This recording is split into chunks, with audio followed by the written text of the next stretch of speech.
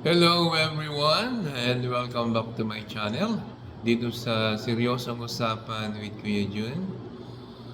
Bago ang lahat, nais ko muna kayong batiin ng isang magandang morning, good evening, and good afternoon. Nasaan man kayo sulok ng mundo naroon. At sana nasa mabuti kayong kalagayan. Ang topic ko natin sa ngayon ay itong si Robin Padilla.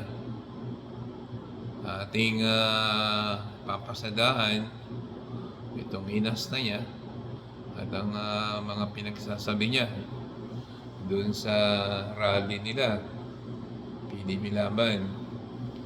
Kaya panoorin muna natin at tsaka natin siya bibigyan ng seryosong usapan. Lagi tayong politika. Siraan mo na, panatan dito. Ang sawa na mo. Ang totoo lang, wala kang nararating ang ating bansa. Wala pa po tayo nararating. Lahat tayo utang. Huwag na tayo magsisihan eh. Kasi ganito, kasalanan ni ganito. Ganito, kasalanan ni Pangulong ganito. Alam nyo, mga kapatid, ang utang po natin ngayon lagpas na sa liit natin. Nasa 16 trillion na tayo. Kaya kahit na sinong humarap sa inyo na sinabing siya ay mataas ang pinag-aralan at siya'y nag-aral sa abroad at nag-aral kung saan-saan, eh nasa ng bansa natin, may pinuntahan ba? Puro tayo utang, nabubuhay tayo sa utang, kaya hindi pinag-uusapan ng utang dito. Dahil lahat ng naupo, puro utang. Ano ngayon ang direksyon, mga kababayan ko? Ang direksyon natin, kailangan merong forma ang gobyerno natin na tama. Kasi ang problema, hindi na yung tao. Ang problema natin, yung sistema natin. Yung sistema natin, paikot-ikot, pare-parehas. Di ba kayo nagsasawa? Nakakasawa na. Makikibagay tayo sa bagong upo. May bagong dadating, makikibagay na naman tayo. Ang nangyayari sa atin, wala ho eh. Puro tayo pakikibagay. Ang paggobyerno ay hindi pakikibagay. Tandaan nyo yan. Ang gobyerno ay isang direksyon na kailangan sumunod tayong lahat. Kapag hindi tayo sumunod, eto tayo. Eto ho tayo, baon sa utang. Makakala nyo, masarap ang buhay natin lahat. Nare-restaurant tayo. Lahat po tayo. Ekonomiya natin, utang ha. Kaya ho, pag kami lumalabas sa inyo, lumalapit sa inyo mga taga-gobyerno, mga naka-Amerikana, huwag kayong masyadong bumilin. Kasi lahat tayo utang. So ano ang solusyon? Ang solusyon ho, gumaya tayo sa mga bansang kapitbahay natin. Sino ba yung mga kapitbahay natin? Japan, Thailand. Japan po kasi nasa kabila. Tayo na Southeast Asia tayo. ASEAN tayo, ASEAN. Saksakan ng talino. Wala pong nangyari sa mga saksakan ng talino, ninakawal lang tayo lahat. Ang kailangan po natin may common sense na naiintindihan na ang kailangan ng bansa, negosyo, puhunan, trabaho, hindi ayuda. Mabuti sana kung yung ayuda galing sa kita natin. Hindi naman nung tayo kumikita. Galing mo sa utang. Ako po si Kapitana Alea Bidua ng Barangay 68. Yun ho, ang birada ni Senador Robin Padilla. Matindi ho, di ba? At may halong pagmumura na siya ngayon. Mukhang mahawaan siya kay Digong. Idolo naman niya si Digong eh. Kaya pati pagmumura, gagayahin niya. Ngayon,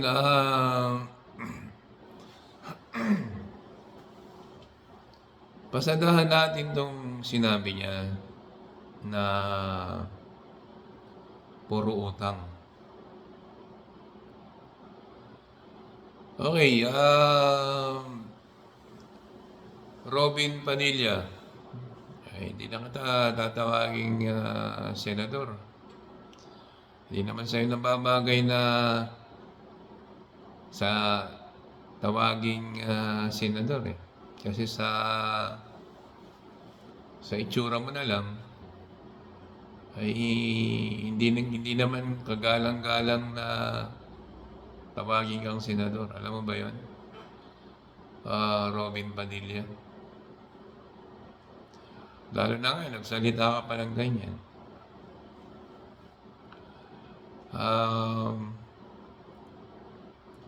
Sige, unahin natin yung sinabi mo, kailangan ng common sense.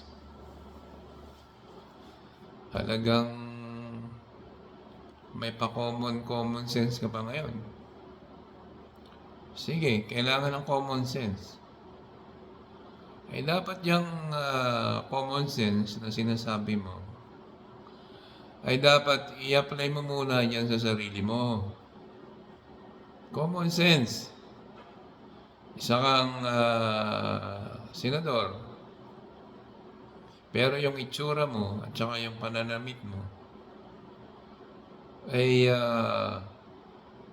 hindi isang kilos ng isang senador eh. Ang itsura mo, ay katulad yan, may patali-tali ka pa ng buhok sa likuran mo, palongher-longher ka dyan sa likod ng buhok mo.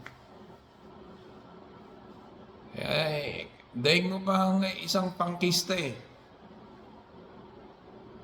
Ayun, isa na yun. I-apply mo yung common sense mo doon. Bilang, kung may common sense ka, dapat in-apply mo doon. Hoy, senador pala ako. Dapat, ang itsura ko hindi ganito. Dapat, yung kagalang-galang bilang isang senador. O, di ba? Dapat ganun yun. I-apply mo yung common sense mo sa sarili mo. Makapagsalita ka ng common sense, ikaw itong wala yatang common sense. Ngayon, sa sinasabi mong utang, puro tayo utang. Naintindihan mo ba kung paano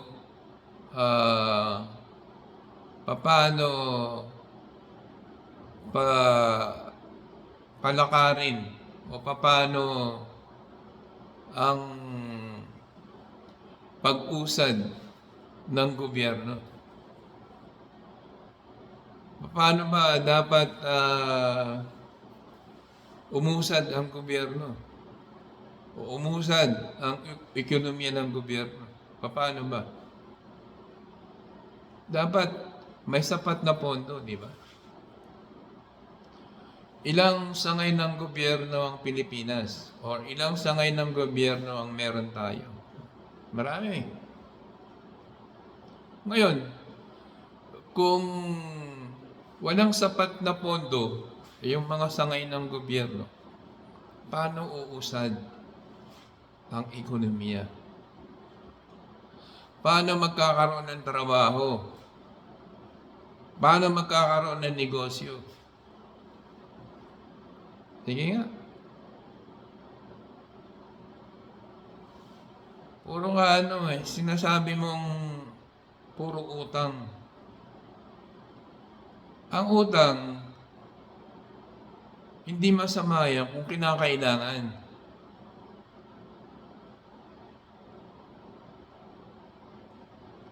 Kinakailangan natin kung meron tayong kinakailangan na ponduhan dahil kulang nga tayo sa pondo para umusad ang ekonomiya ng gobyerno, ay kailangan mangutang.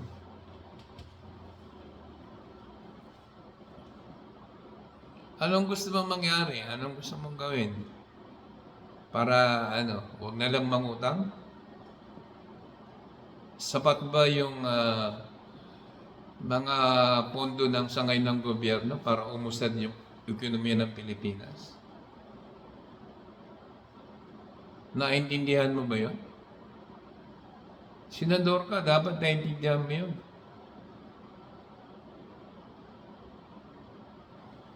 Sabihin mong hindi kailangan ng utak, suluhin mo na lang, sa iyo lang yun, kung hindi mo kailangan ng utak. Ang kailangan dyan, bilang isa kang senador ng gobyerno, ay kailangan may utak.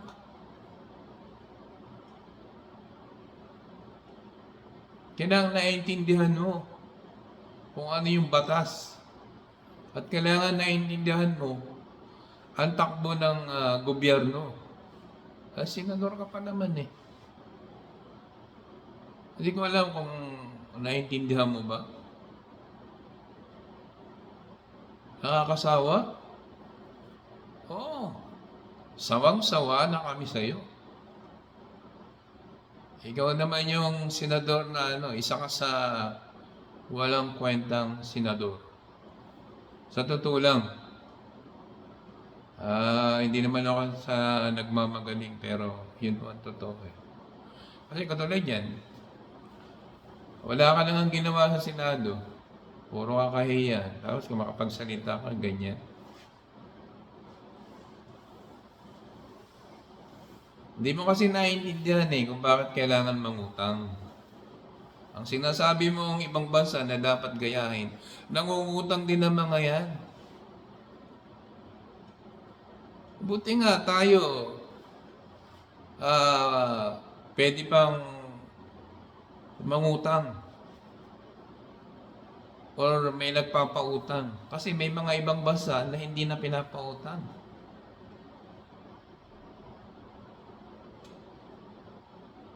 Hindi naman masamang mangutang kung ang paggagamitan ay sa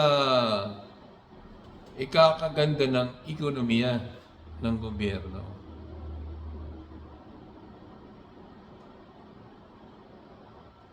Hindi mo siguro naintindihan kung bakit kailangan mangutang ang gobyerno. Siyempre, para umusad ang ekonomiya. Sinasabi mo, kailangan trabaho, kailangan negosyo. Paano? Paano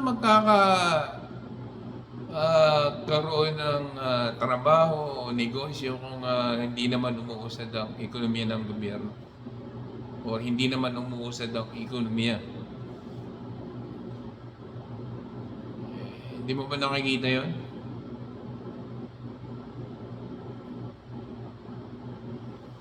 Tapos may gana ka pa magsabi, sawan-sawa ka na. Kami ang sawang-sawa sa'yo. O pwede lang sana, mawala ka na dyan sa Senado kasi wala ka namang ginawa dyan na nakatulong sa gobyerno. May nagawa ka na ba or may ipasa ka na batas na kahit na paano ay nakatulong sa gobyerno?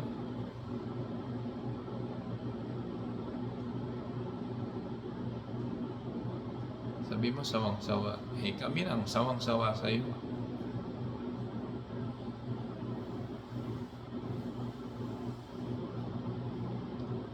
Kaya hindi ko alam kung kailangan ka ba bang tawagin na senador, mga ganyang inasta mo. Yan layo Hindi ko hindi ko maisip kung ano yung mo, ano yung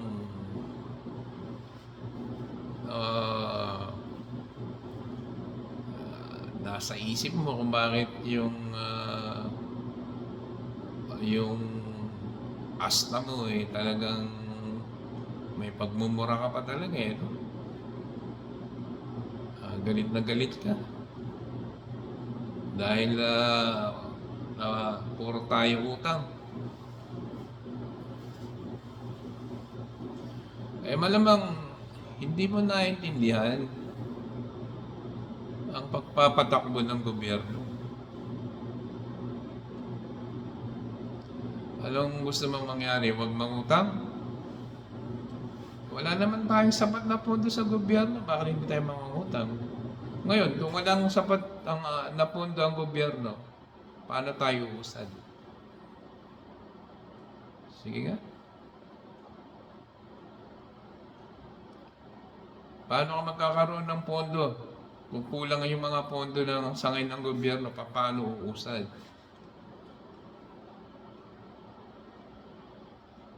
Malamang hindi mo yun naiintindihan eh. Senador ka pa naman. Tapos yung solution mo, sabi mo, kailangan gumaya sa ibang bansa. Anong gagayahin mo sa ibang bansa? Dapat may sarili kang may sarili kang plataforma kung ano ang ikakaganda ng bansa.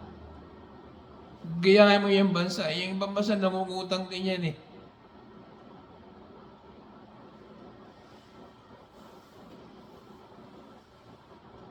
Nakapag-senador ka lang eh. Pero diyan sa tabas ng pananalita mo at saka diyan sa sinasabi mong kung paano ang gobyerno pakikisama, tignan mo ang itsura mo.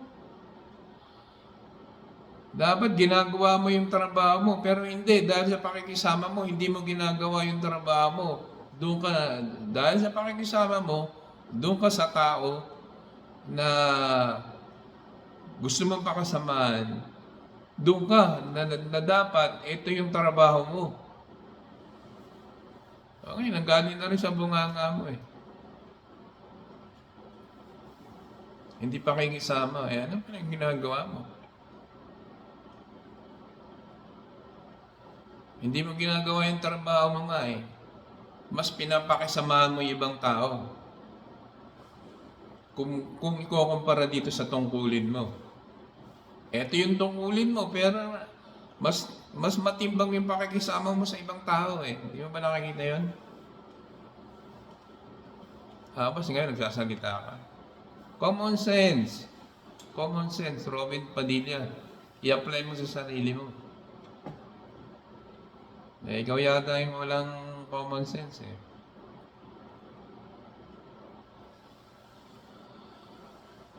O siya, yun lang ho, yung ating masasabi dito kay Robin Padilla. Pasensya na kung hindi ko na siya matawag na senador kasi sa totoo lang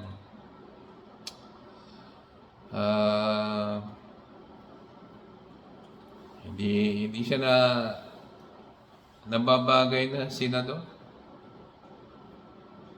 Hindi naman sa nagmamagaling ako, nagmamayabang ako, pero yun ang katotohanan. Tapos ganyan pa siya yung pananalita niya, ang mga asta niya. May pagmumura pang sa ngayon.